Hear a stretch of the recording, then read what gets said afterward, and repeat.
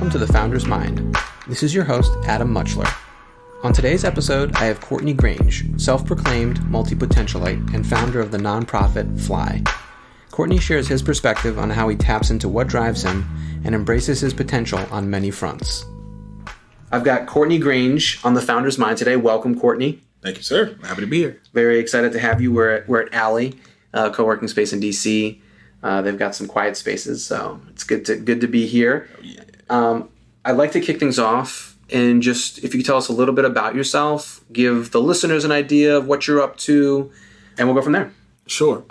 So from my end of the spectrum, I am a self-proclaimed multi-potentialite, so made popular by Emily Wapnick's TED Talk. Okay. I'm one of those people that actually explored the rabbit hole and found her putty tribe and bought the book and subscribed to the methodology and have now almost completely adopted one of the four work models of a multi-potentialite. Multi-potentialite? Yeah. So to keep it on pace and explain it. So what a multi-potentialite at its core is the acceptance that we have multiple passions and they don't always have to connect to one another. Okay. Sometimes they can, sometimes they won't.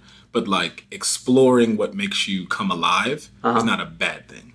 And so where previously in life it might have been, I'm in grad school to be a lawyer. Yeah. Well, now I'm going to be an actor. Yeah. Well, now I've been looking at like this custom personal chef thing, right? Yeah. Like those of us that have always been more drawn to just different things. Yeah. The multi-potentialite concept allows us to put framework around that energy. Yeah. And then like actually not go crazy or not be able to make money or, you can actually do this thing from a perspective that makes sense. This is so funny. This is literally why I started this podcast, is to talk to people and like learn things. And you can't see my face, but I got this huge grin on my face because I'm like, maybe I'm a multi-potentialite. You probably are. Most people are. And, immediately like Jeff Bezos, Elon Musk, Richard Branson, like those big names come to mind where they're changing multiple industries. Yeah.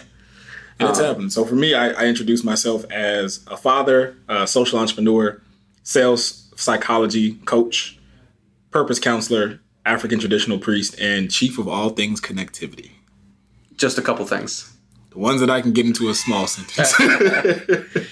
That's awesome. And like I said, I just learned something new, which I appreciate. And hopefully, people who are listening will pick something up also. You're doing a lot of different things. Yeah. And you look at yourself obviously as pushing forward in a lot of different arenas. Mm-hmm. Is there anything that's kind of dominating your space or that you're really, getting behind right now? So the beauty of the multi-potentialite construct is that while there are defined work models, it also says like, look, do whatever works for you. Like take time to figure it out. Yeah. And that's pretty much what I've done for the past year. So in exiting corporate America, where I was in sales and consulting for almost 16 years. Mm-hmm. Last 5 years, I've been running a youth development and sports nonprofit. Yeah. Fly? Fly. Cool. And for the last 365 days, I've been going through a spiritual initiation to connect back to more African traditional belief systems. Mm-hmm. And so it was through this year that I really found the clarity for everything. Cool. And the message that came to me was, it's cool to be a jack of all trades as long as you're a master of yourself. Yeah. And really knowing why you're doing something, what purpose it has for you, as opposed to I'm trying to check off this box of success or I see this in society and now I want to achieve this. Yeah. But you really haven't determined why it even matters to you. And so that was a lot of the work I did this year, and to allow me to say, okay, my sales strategy coaching, my nonprofit consulting, that work is baseline. That's what pays the bills. Sure. That's what allows me to feed my son. That's the stuff that actually makes money. Yeah. The other things that I am into are more personal passions that just keep me going. At the end of the day, after years in sales, and I've always seen sales as like the foundational business education model, right? Yeah. Like people go to B school and they come out and do accounting or finance. Yeah. But like if you can do sales, you can learn all parts of business. Yeah. And so when I got bored with that, it was like, oh, damn, like, all right, well, I thought this was the mountaintop. And so I realized like well, I love business, but I love people. I love spirituality. I love self-discovery. I love fitness. I love like mental-based work. And I wanted to do all of that. And so what I basically do is I've tooled my services, my products seasonally, right? And so summertime is body-based work. Sure. We're out, we're physical, we're doing what we have to do. And so I do health challenges, health coaching, fitness instruction during the summertime. All right. The fall and the spring is when we're doing a lot of decision-making, right? Okay. And so we're looking for something to help us make a decision on what we would do because everything is possible. You can go out or you can stay in. You can travel or you can stay local because the weather's nice, but it ain't nice, right? And so that for me was spiritual based work. Concepts of discernment, like not making a choice, but understanding why you're making a choice. And the wintertime is just straight mind work because we're in hibernation mode. Oh, yeah. We're doing a lot of time by ourselves or with certain people. It may be snowing. The weather may be yucky. So you're staying put. Yeah. And so you can work on, in that time period, how do I handle my most difficult emotional aspects myself? So, for example, people that deal with depression or anxiety generally create routines that are outwardly facing. I go to the gym. I go have a drink. I go hang out with my friends. Very few people get depressed and then like sit by themselves. Yeah. Because you don't know how to treat yourself. Sure. You don't know how to get in touch with that. Yeah. And so that work is a lot of mental stuff. Like you can go down mental rabbit holes. And so I know it's a lot, but it works for me. And it's easy to identify because like as soon as the weather changes, like my mindset changes. All right. And I on to the next thing. So I think this is kind of an interesting conversation thread in the work that you do. And you mentioned you were in corporate America for a long time. And I think a lot of people that found or start companies or businesses, there's this leap. Yes. Right. Where they're on the track that they're familiar with and that they've seen, which is right. Corporate America or getting a job, having a career and climbing the ladder, quote unquote. What was sort of the first pull away from corporate America? Like great question. Real one. Surprisingly success. Yeah. So I literally remember it. 2014, I was number one in the nation. I had just launched a brand new product. I had trained a senior sales team that literally looked at me like, who's this kid that's going to tell us what to do, and did it successfully. And I was on track to pretty much write my own ticket. And I couldn't have felt more empty. Yeah. Tons of money in stock options, literally a free trip to Barcelona on the way, promotion in the works. I could do what I wanted. But what got to me, actually, it was the success that made me start to search in other places. And so when I started to work on the initial aspects of Fly, which really started out as mentoring, I immediately found that the professional world was not specifically friendly to my passion. So for example, like I mentioned, I'm number one in the nation and I'm doing sales. I specifically chose sales because I don't want people to tell me what to do every day. Yeah.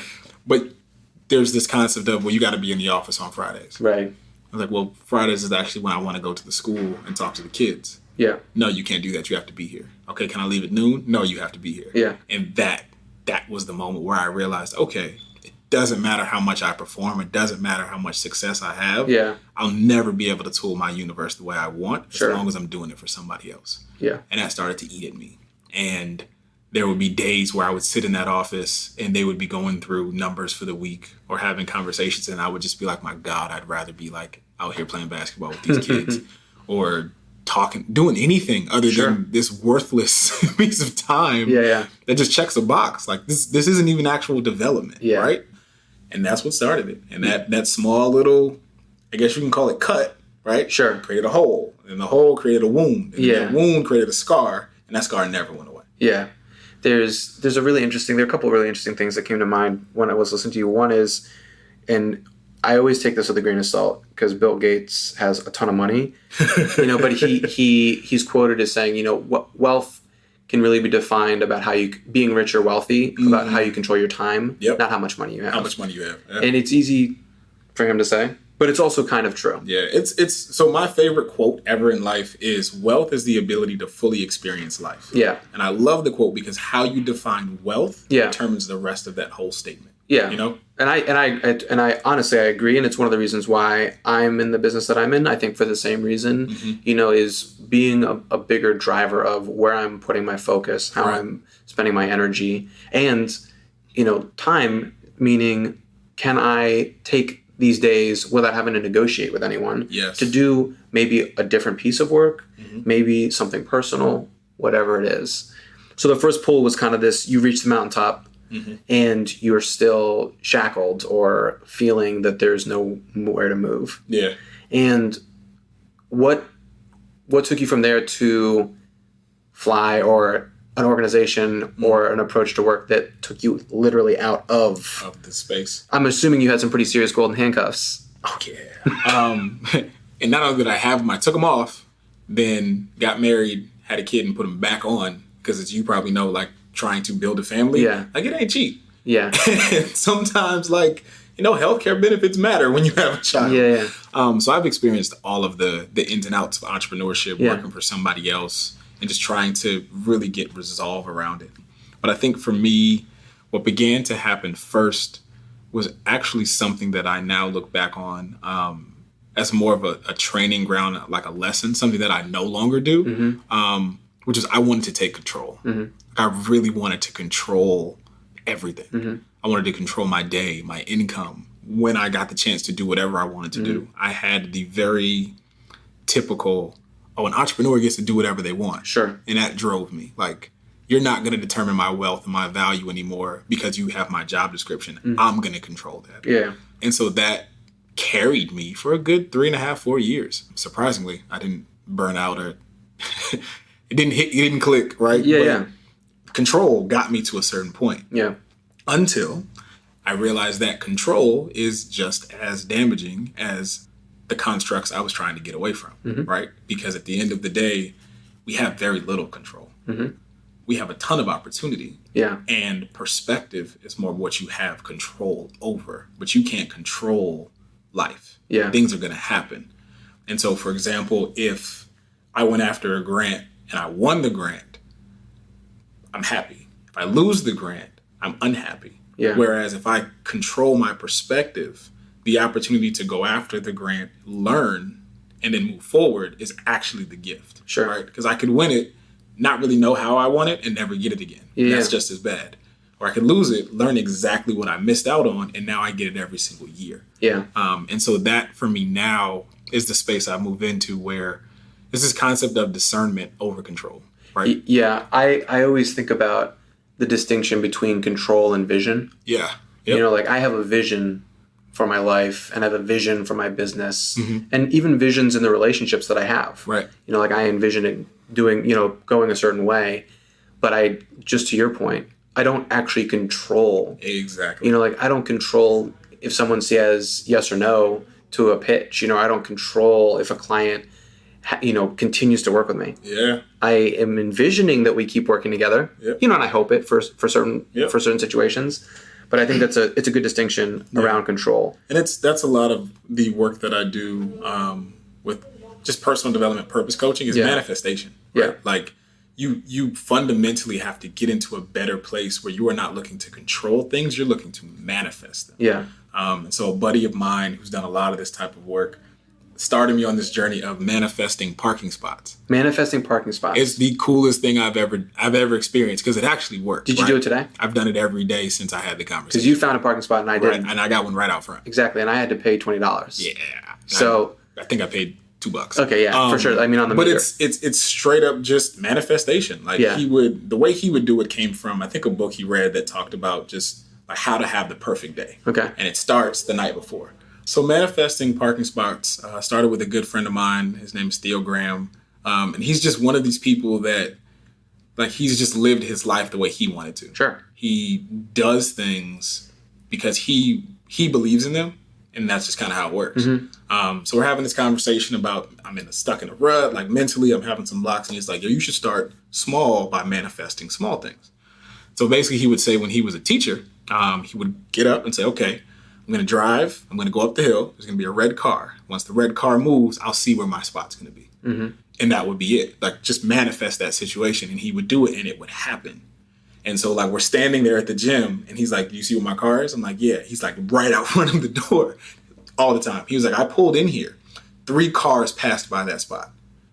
And I just pulled right in. And so I started it one day, and I was like, all right, fine, let's get it. And it worked. And then I did it again. And then it started to happen unconsciously. Like I would just put the energy of, I need a spot. I don't need to search for this. Yeah. And it would just show up and you just had to be patient. It wasn't like I pull up spots right there. Yeah. It was like, no, my spot's going to come. Yeah. My spot's going to come. Oh, there it is. But I started with that and just like I talked about the perception. Yeah. The joy that you get from giving up control, but still like accepting your vision. Yeah. It starts to push you into do it in other ways. Yeah. Can you do it in relationships? Can you do it in your work?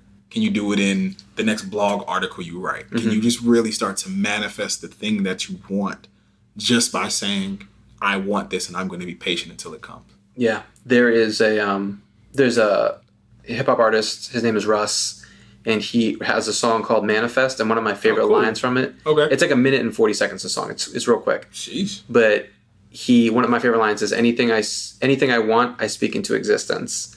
You know, Yep. and it just resonates with me so much. Yeah. And I think it kind of connects with a lot of what you're sharing and my own personal beliefs and a big part of coaching also. Absolutely. You know, is what is that thing that you're working towards? What is that thing that you want? And it might be, you know, for an NBA player, it might be that championship, you know, or something like that. Yeah. But there are lots of things in between you and that championship. Yeah. And are you thinking about all of the other little things and, you know, putting that in your mind and all of those steps in between where you are now and that next level, which probably isn't the championship for most people. Yeah. And know? it's the reality of perception in terms of understanding, like have big dreams. Yeah. But I utilize a fundamental, like old school military tactic of aim small, miss small. Yeah. Right. If my dream requires me to go through certain constructs that I don't have control over in any way and anything can happen. Yeah. Then you gotta be mindful of that. Right. An NBA championship, for example, LeBron James. Sure. LeBron James deserves an NBA championship. LeBron James can win an NBA championship. LeBron James can't control the teams he plays. Yeah. Can't control what happens in free agency. He can't control where other players go and how they tool together and how a coach can get that team to play better than his team. Yeah. All he can do is control himself. Yeah. And so that's one of those things where it's like, you got to be careful with what you dream, because if you are dreaming something that requires too many other things to line up for you to achieve it, you're aiming too big. Like, you don't aim at the big part of the target. You aim at the center. Yeah. And you miss a little bit and you come back more. You miss a little bit and you come back more. But the target is still a target. The shot that you take has to be more specific. Yeah. I wonder, you know, I think it's kind of an interesting breakdown. You can't control the players, the coach, you know, and other pieces, and you can only control a small piece of the target. And I wonder what element of, and we won't dig into it too much, but if your vision is to win a championship, or is your vision to find, you know, other individuals as committed as you are? You know, it's a good point, right? And you can look no further than Kevin Durant for that answer, right? Yeah. But I see both sides of the argument. Yeah. Right? Some people condemn him for going to the team that he lost to. Right? Yeah. Some people praise him for being smart enough to ensure that his legacy was going to be solidified. Yeah. Whatever side of the argument you want to take, you're probably right. It doesn't matter at the end of the day, because guess what? Who you're not. You're not Kevin Durant. Yeah. And he did what he felt was the best decision for him. And the real truth, and this is a fact of it, Kevin Durant didn't start that. Yeah. Like, I'm making a decision to take my talents to South Beach. Yeah. That started this. That was the first time we saw a player fundamentally make a move that changed the whole construct of the NBA. Sure. And so you want to blame somebody? Like, blame the person that started it, not the person that benefited from it. Yeah. And I mean, there's also an element of that, and it's interesting that we're getting into the sports side of this, but in general, you know, when companies make big decisions, you know, oftentimes it's around their fiscal responsibility. Absolutely. Right? If they have investors, if they're publicly traded, and it's the same with people in their life. And I think one thing that people get caught up on is making decisions that they think they have to make, which is a player maybe staying on a team too long, or, you know, a company not making a certain decision because it's feels unusual. Yeah. But you have a responsibility to, like, who's your core stakeholder? Yeah. So Kevin Durant, core stakeholder? Him and probably the people that we don't know that are in his life. Exactly. The people right around him. Same. Yeah. You know, and I worked at Apple for 7 years in retail, but Apple does things that drive, corporate watchdogs crazy. Yeah. The reality is they have a fiscal responsibility to make money and to return value to their shareholders. Yeah, exactly. Yeah. And they have the resources to navigate all the loopholes that are out there. But the fact is, there are loopholes. Yeah, there's always loopholes. There are, and they're taking advantage of them because they have a responsibility to return value. It's funny that we're getting to that through this too. Like I'm always excited how connectivity makes things just move. Yeah. So one of the major pieces of my purpose coaching is blind spot identification. Sure. Right. And it's sitting there with somebody and saying, okay, let's talk. Mm-hmm. And for whatever reason, I'm good at noticing the blind spots. Mm-hmm. Like, oh, you said you're doing this, but like there's this thing over here that's probably completely hindering you that you're not paying attention to. And a lot of times in business, one of the things my father taught me very early, and he's a sales guy as well, was sales are emotional things that are based on logic. Mm-hmm. Right. And so most of the time when we're buying something, even if it's just an idea or a decision, it's emotional. Yeah. We see something, it triggers us, and then we do something. Yeah. Then we find logic to back up what we felt. Right. And so you see a lot of this in business where somebody makes a move or somebody, like you were saying, does something based on something they saw. Sure. That changes what they now believe is truth. Yeah. But at the end of the day, like, it could or it couldn't, right? We've seen it plenty of times. Like when Steve Jobs was removed from Apple, that was an emotional sale based on logic. Oh, yeah. Logically, he was fucking up. But it was emotional, too, because of who he was. Yeah. But then as time played out, like we saw the truth of the matter, which was that logically, you can't do the thing without him, right? It couldn't be done without him. And so it had to change itself back to what it needed to be. Yeah, I think that's something that and I'm sure other people have articulated, just like you mentioned your father. Yeah. Simon Sinek has his Golden Circle, which it sounds like maybe he plagiarized from your dad, but They're about the same age. So. Yeah, we make decisions based on emotion. Yeah. Almost all the time. Mm-hmm. There's some people that have challenged themselves to be very rational. Mm-hmm. And I think that when we look at the decision-making process, we often don't remember or realize that there's an emotional trigger in there. And all of it. And they talk, Simon Sinek talks about why. Yeah. And brands that talk about why have a much more hardcore following. Mm-hmm. Yeah.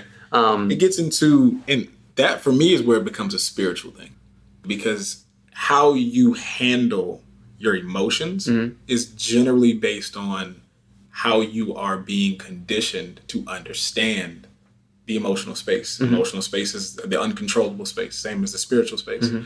And so one of the things that I've done a lot of work on is, as a man, right, accepting the fact that I am a more logical, as a masculine energy man, because masculine and feminine are just energies. Mm-hmm. You can house them in whatever vehicle you choose. But as a fundamentally masculine man, emotions are my double-edged sword. Yeah. They allow me to connect, but they also are the thing that blind me because I have them. Yeah. And so sometimes we don't take the opportunity as men to push out our emotions to then clear the space to be more logical and see discernment. So like we don't wake up in the morning and invoke something that makes us cry. Sure. We don't wake up in the morning and scream at the top of our lungs and get it out of our system. Yeah. Or put on music that makes us dance in a way that we would feel vulnerable about if we were in public. Yeah. But by doing those things, now that space is clear. Now guess what you have left? Logic and discernment. Yeah. You've cleared your emotional decision making for the day.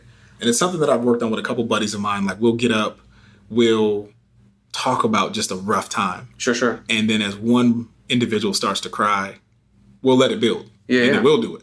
And then we'll go box.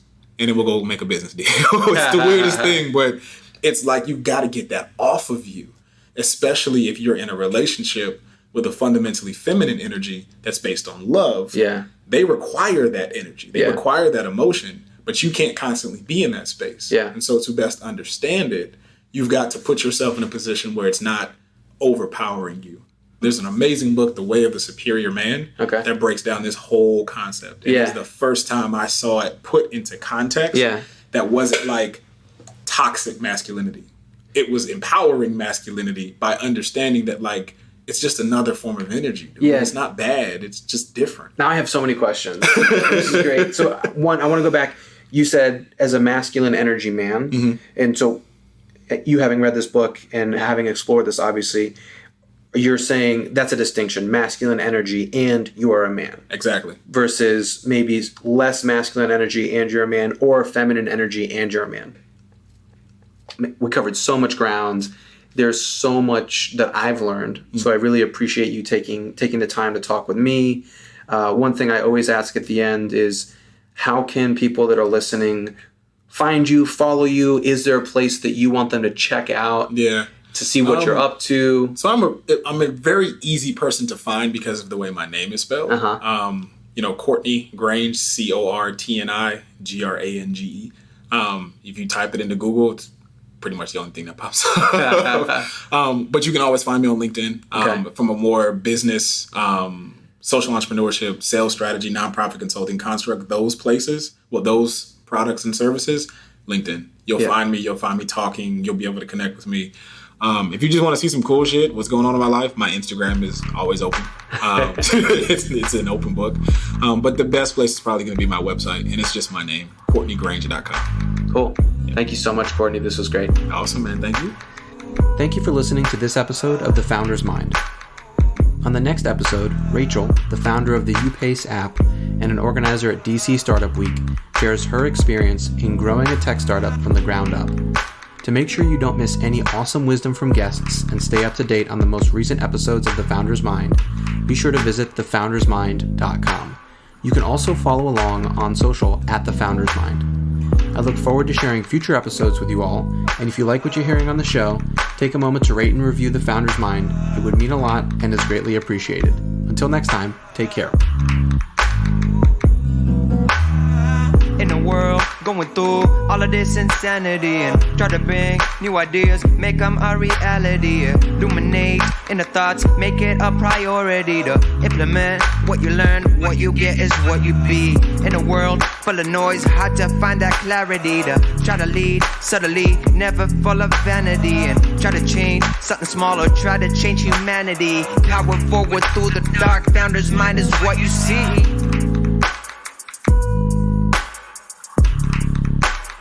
Founder's mind is what you see.